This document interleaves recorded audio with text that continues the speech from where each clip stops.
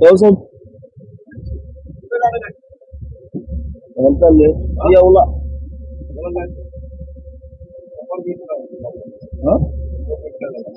100 रुपये लागतील. जाऊ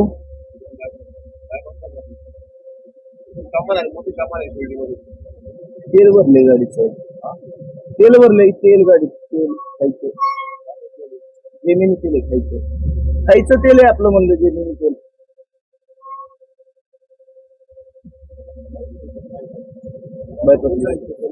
येवल्याला जायचं.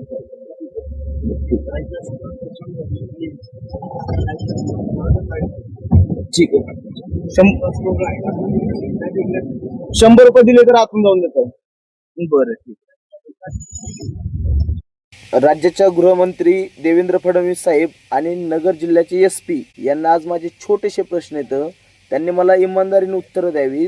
जर शिर्डी सारख्या ठिकाणी एका तालुक्याच्या ठिकाणी साईबाबाचं मंदिर आहे, मी पण मानतो, मी अहिल्यानगरचंच आहे, परंतु जर मंदिर असेल म्हणून जर तुम्ही त्या ठिकाणी जर 24 तास नो एंट्री करत असाल, मुंबईमध्ये मंत्रालयापर्यंत रात्रीच्या वेळेस गाड्या जातात, दिल्लीच्या लाल महालापर्यंत रात्रीच्या वेळेस मोठ्या गाड्या जातात, मग अहिल्यानगरमधून शिर्डीमधून का जाऊ शकत नाहीत मला सांगा तुम्ही? मग असे बाहेर बॅरिगेटिंग लावायचे आणि असं जनतेला लुटायचं, हे कितपत योग्य? याच्या अगोदर पण रस्ता बंदच्या नावाने नगर बायपासला 400 500 रुपये एका गाडीवाल्यांकडून घेतले. त्याचे सुद्धा पुरावे माझ्याकडे आहेत. मग एवढा सगळा गोळा केलेला पैसा गेला कुठे? नगरचे SP ने ह्यातलं काहीच माहीत नव्हतं का? SP जिथे राहतात, ज्या ठिकाणी बसतात, त्याच्या अवघ्या 10 किलोमीटर अंतरावरती ह्या घटना घडतात. अहिल्यानगरच्या SP ने हे माहीत नव्हतं का? एवढा आज लाखो रुपये रोजचे गोळा केले गेले, हा पैसा गेला कुठे? आणि राज्याच्या गृहमंत्र्याला माझे प्रश्न येतं, फडणवीस साहेब मुंबईमध्ये रात्रीच्या वेळेस कुठेही गाडी घेऊन जाऊ शकतो, रात्री 12 ते सकाळी 6-7 वाजेपर्यंत. मग शिर्डीमधून का गाडी जाऊ शकत नाही? बॅरिगेटिंग लावायचं काय कारण आहे आडवं? मला तुम्ही सांगा, नगर जिल्ह्यापासून जर धुळ्याला जायचं असेल तर 6-6 ठिकाणी बॅरिगेटिंग करून गाड्या अडवून पैसे घेतले जातात. हा पैसा जातो कुठे?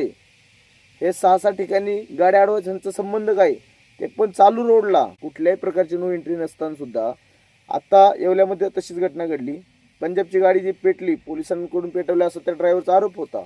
त्याच्यानंतर त्याने तो आरोप बदलला दुसऱ्या दिवशी, कारण त्याला खूप पैसे देऊन मॅनेज वगैरे केलं असेल, कारण मॅनेज करायला खूप डेंजर काम असतं. आणि दुसरी गोष्ट म्हणजे मला सांगा तुम्ही, तो ट्रक कोणाचा होता? तर आर्मीचं सामान भरून गेला होता. त्या ठिकाणी पोलीस कशाला पळाले? आणि मला सांगा तुम्ही, येवला ते धुळे हा रस्ता आहे, या रस्त्याला कुठे नो एंट्री मला सांगा तुम्ही? आणि पोलिसांकडून जाणून बुजून या महाराष्ट्रात काय होते माहिती का? बाहेरच्या राज्यातील गाड्यांना टार्गेट केलं जातं, कारण त्यांना माहीत नसतं की या महाराष्ट्राचे नियम कायदे कानून काय असतात. जसं येवला पोलिसांनी त्या ड्रायव्हरला सांगितले की 25,000 रुपयाची नो एंट्रीची पावती आहे. ज्याने कोणी बोलला असेल ना, तो जो ड्रायव्हर पहिल्या व्हिडिओमध्ये जो बोलला आहे ना, तो खरं बोलत होता. की एका बापाची अवलाद असू शकते का हो? 25,000 रुपये नो एंट्रीची फाईन लागल, नाहीतर 5,000 रुपये दे. म्हणजे सर्रास खोटं बोलतात हे पोलीसवाले ड्रायव्हर लोकांसोबत बाहेरच्या. त्यांना माहीत नसतं ना, मग ते काय म्हणतात 25,000 फाईन कुठे घ्यायची बाबा, धरा 4-5 हजार रुपये. अशी लुटत्याची कामं महाराष्ट्रातील अनेक ट्रॅफिक पोलीस करत आहेत. ही महाराष्ट्रासाठी खूप शर्मनाक गोष्ट आहे. राज्याच्या गृहमंत्र्यांनी यांना आवरलं पाहिजे, लक्ष दिलं पाहिजे. आणि मला नगरच्या SP असे प्रश्न आहेत माझे की SP साहेब, रात्री 12 ते सकाळी 6-7 वाजेपर्यंत शिर्डीतून गाड्या जायला काय प्रॉब्लेम आहे? बॅरिगेटिंग लावून गाड्यांना अडवणूक कशासाठी करायची? जो बाहेरून याडा टाकून जायचं असतं त्याचे एक्स्ट्रा डिझेलचे पैसे तुम्ही देणार आहात का?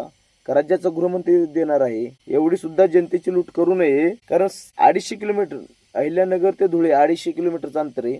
आणि या ठिकाणी जर 6-6 ठिकाणी जर बॅरिगेटिंग लावून जर पैसे लुटायचे काम चालू होत असेल तर ही लाजिरवाणी गोष्ट आहे ना राज्याच्या गृहमंत्र्यासाठी सुद्धा.